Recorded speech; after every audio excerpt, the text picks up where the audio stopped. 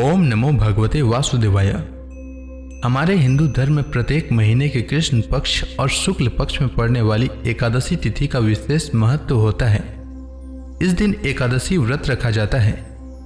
एकादशी व्रत रखने से मनुष्य के द्वारा किए गए पापों का नाश होता है, सुख समृद्धि बढ़ती है, रोग भय संताप दूर होते हैं और मनुष्य इस लोक में सुख भोग कर मृत्यु के पश्चात विष्णु लोक को प्राप्त होता है।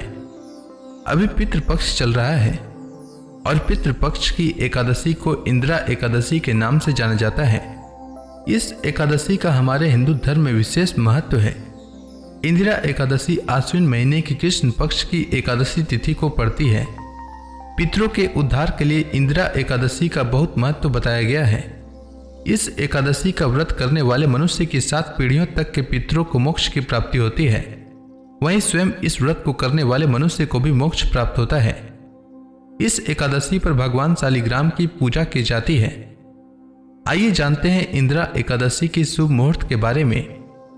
आश्विन माह के कृष्ण पक्ष की एकादशी तिथि का प्रारंभ 27 सितंबर को दोपहर 1:20 से होगा और एकादशी तिथि का समापन 28 सितंबर को दोपहर 2:49 तक होगा। उदया तिथि के अनुसार आश्विन मास के कृष्ण पक्ष की एकादशी 28 सितंबर को है और इंदिरा एकादशी का व्रत भी 28 सितंबर को रखा जाएगा और 27 सितंबर को एकादशी श्राद्ध किया जाएगा। पारण का समय 29 सितंबर को सुबह 6:13 से लेकर सुबह 8:36 तक रहेगा। आपको इसी समय व्रत का पालन करना चाहिए। इंदिरा एकादशी के दिन यानी 28 सितंबर को सूर्योदय का समय सुबह 6:13 रहेगा। सूर्यास्त का समय शाम 6:10। इस दिन ब्रह्म मुहूर्त सुबह 4:36 से सुबह 5:24 तक, विजय मुहूर्त दोपहर 2:11 से दोपहर 2:59 तक, कोदली मुहूर्त शाम 6:22 से शाम 6:46 तक रहेगा और निशिता मुहूर्त रात्रि 11:52 से रात 12:39 तक रहेगा। इंदिरा एकादशी व्रत के धार्मिक कर्म दशमी से शुरू हो जाते हैं। दशमी के दिन घर में पूजा पाठ करें और दोपहर में नदी में तर्पण की विधि करें। श्राद्ध की तर्पण विधि के पश्चात ब्राह्मण भोज कराएं और उसके बाद स्वयं भी भोजन ग्रहण करें। याद रखें, दशमी पर सूर्यास्त के बाद भोजन न करें। एकादशी के दिन प्रातःकाल उठकर व्रत का संकल्प लें और स्नान करें।